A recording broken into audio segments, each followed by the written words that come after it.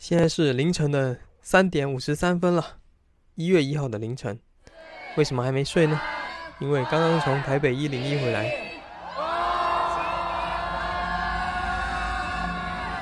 在台湾的那个跨年演唱会居然都是免费的，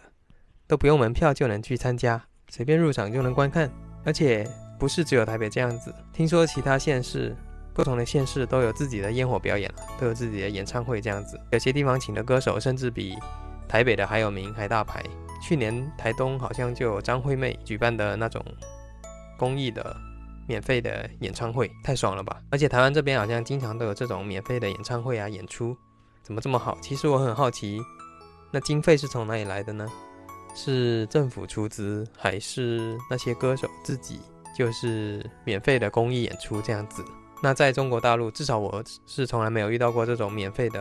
很好看的演唱会演出，更不用说还有大牌的明星参加了。那当然了，也不是说大陆完全不会有演唱会啊，不会有跨年晚会这种东西，也是有的。甚至还有一些台湾的歌手会专门去大陆那边演出，但是全部都需要门票才能入场，而且价格还很贵，价格不菲。那价格贵就算了，基本还抢不到票，所以你就需要请黄牛代抢啊，或者说直接找黄牛买票，那票价瞬间可能又要翻番，票价就更加惊人了。那当然了，在台湾这边也有黄牛的行为，但是最近有出打击黄牛的规定，很赞。那刚刚从台北101看完烟火回来，那跨年演唱会的卡司非常豪华，有非常多的那种大牌的歌手明星参加，不用买门票，居然就可以直接看到。Hello， 大家好，欢迎回到大陆阿豆在台湾。那刚刚我们7点半左右就出门了。我老婆还嫌我很晚出门，因为她说去年好像下午就出门了，太晚去就没时间逛百货、逛衣服店了。之前我们都是坐红线捷运到101站下车，但是每次都超级多人。这次我们就想说，那我们就从捷运蓝线的市政府站或者说国父纪念馆站下车，想说人会少一点，比较好走。结果呢，一下车还是超级多人，就是刚下车，离那个跨年晚会的会场还有一段距离，那走到路上就已经有超级多人坐在地上了。我们还想说为什么能坐在地上，原来是有交通管制，就是那一条路原本是车水马龙的大马路，很多车的马路上，现在直接大家很多人都是铺着那种野餐垫就坐在地上，有些人还带了帐篷，直接打帐篷在里面，然后竟然还有些人是直接带了行李箱过去，里面可能就塞了棉被，然后他们就直接拿出棉被，然后坐在那个野餐垫上盖着棉被，想得太周全了。他们有些应该是外籍劳工，然后也有一些是台湾人呢。那后来我们去那个会场的跨年晚会的会场的路上，人就越来越多啊，然后根本就走不动，只能慢慢的往前挤过去。那后来我们进到那个跨年晚会的会场里面，人也超级多，根本就走不动，只能一步一步的慢慢往前挪，也很难找到好的位置，因为大家都已经提前在那里卡位了。如果想找到很好的角度看101的烟火，或者说找到很好的角度去看那个舞台就很难。那最后终于找到一个还好的位置之后，我们就站在那里了。那后来出场的有一个很有名的歌手，虽然我们都不是很熟悉，但是现场大家都超级嗨。不知道你们有没有听说过，是一个叫做华莎的歌手，然后他竟然是一个韩国人，韩国的歌手来台湾参加跨年晚会，他还用各种语言，什么韩文啊、中文啊、台语啊、日文跟大家问候，超级嗨的，当时的场面超级嗨。最后压轴的歌手就是动力火车，这个我们中国大陆人也超级熟悉。我跟我朋友之前去 KTV 唱歌啊，都会点到动力火车的以前的旧歌，我们都喜欢唱那种比较有年代的旧歌。那这次看到他们现场在演出就非常的激动，然后我就录了影片，想说发到大陆的朋友的群组里面给他们看看。结果根本发不出去，因为现场太多人了，根本手机都没讯号，这点需要改进一下，发不出去。那后来就是那个101烟火倒数，大家都一起喊198765432110，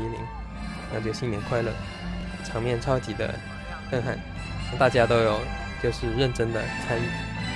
氛围非常好。那最后那个101的烟火也超级震撼，特别是最后的几发，他们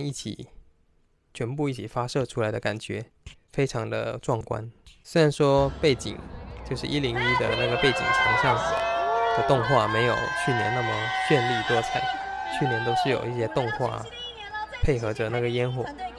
的释放，那今年呢好像就单纯只有烟火，动画就很少，基本没有。今年好像走的是一种简约的风格，就是只有一行小字在上面。不过这样也不错，就是每年都有不一样的风格，这样看起来也不会腻。那后来我们就结束，我们就赶紧回来，因为上一次去年就是因为待了太久，还吃了东西回来，所以人就超级多。那搭捷运都要等超久才能进捷运站。那这一次呢，我们就想说从远一点的捷运站走，就是走远一点再上捷运。我们走远了1-2个捷运站，结果还是要排队才能进去捷运里面，还是有人流管制。那好不容易进去之后呢，根本就上不了捷运的车厢，因为很多人都挤在里面，所以我们就想说倒回去往反方向坐到另一端的终点站，坐到那个南港展览馆的终点站，然后再往回坐，刚好有座位，超级幸运。然后回到家里这边已经是凌晨2点半了，超级晚。那我们吃了个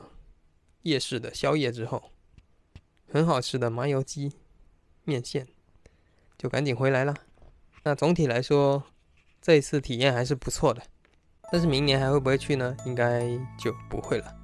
明年看一下，体验一下别的烟火或者别的活动，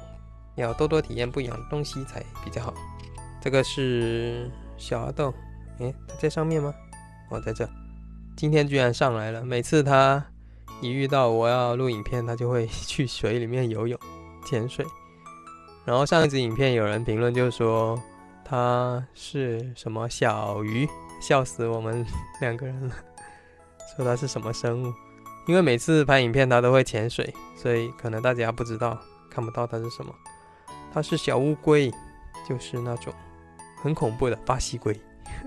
好，那今年已经是2024年了，祝大家新年快乐。那在台湾的1年这么快就过去了，真的是感慨良多。下次可以拍支影片跟大家分享一下我在台湾的2023年都经历了什么，经历了太多了。那跨年烟火其实很久以前就想去了，3-4年前在台湾当交换生的时候没机会去，就很可惜。因为当时刚来台湾交换也人生地不熟的，也不是很清楚要怎么去参加那个101演唱会当时还不知道到底要不要买票，或者说要不要怎么样申请才能去。而且当时也还在念书，他老婆的他父母也不放心让他在外面过夜，怕他被坏人骗了坏人就是我。去年终于有机会第一次去那个101跨年，那当时超级多人，很壮观，而且氛围也很好，所以今年也还想再去一次。那老婆呢，一开始就不想去，因为她觉得很冷，去年跨年就是有下毛毛雨，所以体感温度非常冷，而且她觉得去年也去过可能就不想再去。那我还是很想再参加一次，去体验那种跨年的氛围，所以我还是坚持去了。那老婆的家人就问要不要一起去看巴黎淡水那边的烟火，不用人挤人也很好看，就是看那种海上的岸上的倒影。我有看新闻说巴黎淡水那边烟火是台湾最早放的烟火，老婆突然跟我说，其实台北儿童新乐园才是最早放烟火的地方，因为儿童不能熬夜，所以要先放烟火，然后看完回家睡觉。不知道是不是真的。为什么这么喜欢101的烟火呢？因为它是那种立体释放的，就是它是从101的高楼上面直接往外发射的烟火，不是那种平常从地上放到空中的烟火，